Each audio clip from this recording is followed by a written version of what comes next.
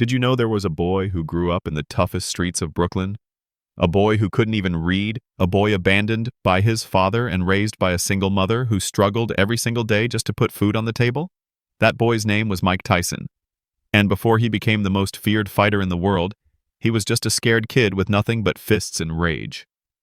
At only 10 years old, he was already stealing, already fighting, already living like the streets owned him. By 13, he'd been arrested more than 30 times. Imagine that, 13 years old, a child already trapped in the system. But life has a way of putting monsters and angels in front of us. One day, a juvenile center officer saw Tyson fight, saw the power in his punches, the way his body moved. He wasn't just a street thug, he was a natural-born fighter. That officer introduced him to Cus D'Amato, the legendary boxing trainer. Cus saw what no one else could. He didn't just see fists, he saw destiny.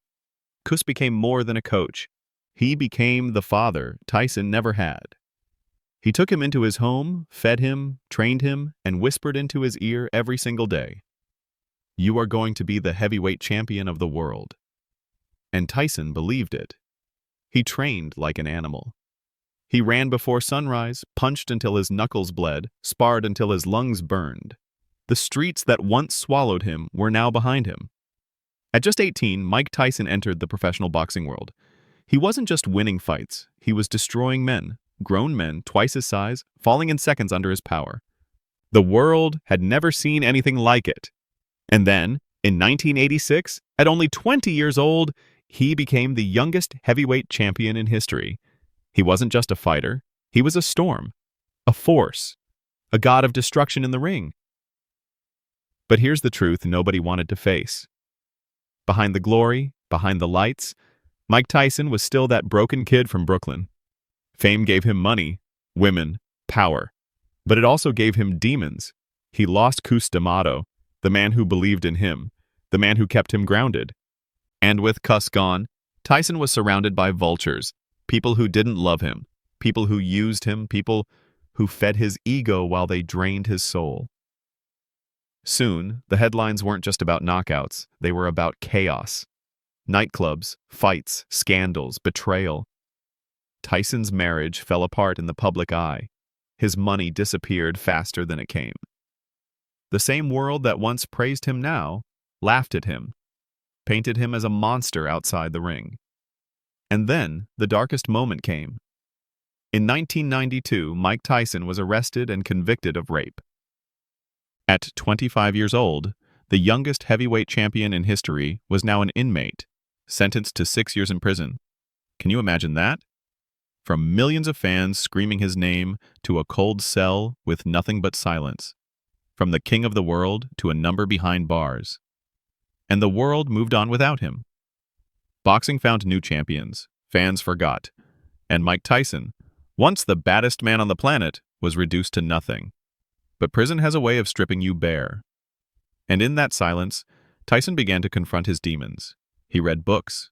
He trained. He thought about the man he had become.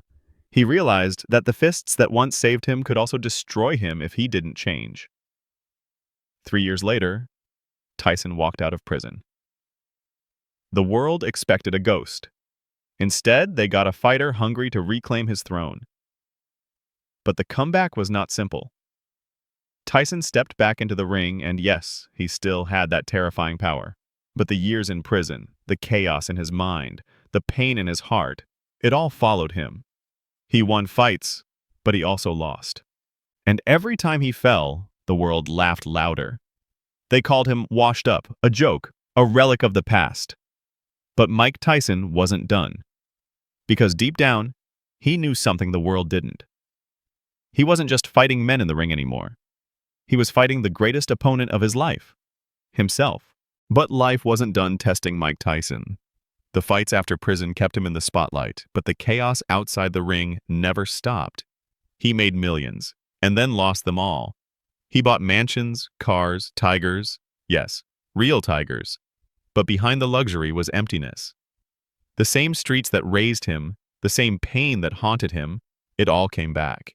He declared bankruptcy, owing over $20 million. The world laughed at the man who once had it all. The same fans who cheered now turned their backs, And then came the bite. The infamous night in 1997.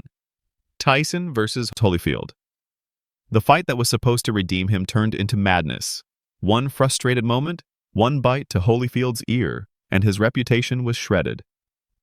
The headlines didn't call him a champion anymore. They called him a monster, a savage, an embarrassment to the sport. He was banned, fined, humiliated on the world stage. The empire of Mike Tyson crumbled in front of everyone's eyes. Most men would have stayed down.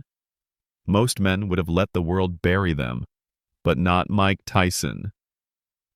Because deep inside, beyond the anger, beyond the chaos, there was still that kid from Brooklyn who refused to quit. Tyson began to rebuild. Not in the ring, but in life. He stepped away from boxing, and for the first time, he faced himself. He confronted his addictions. He confronted his pain. He admitted his mistakes, admitted his flaws. And slowly, he changed. He started small, acting in movies, showing up in comedies, even poking fun at himself. The same man who was once feared now made people laugh. He began raising pigeons, the same birds he loved as a kid, finding peace in the simplest things.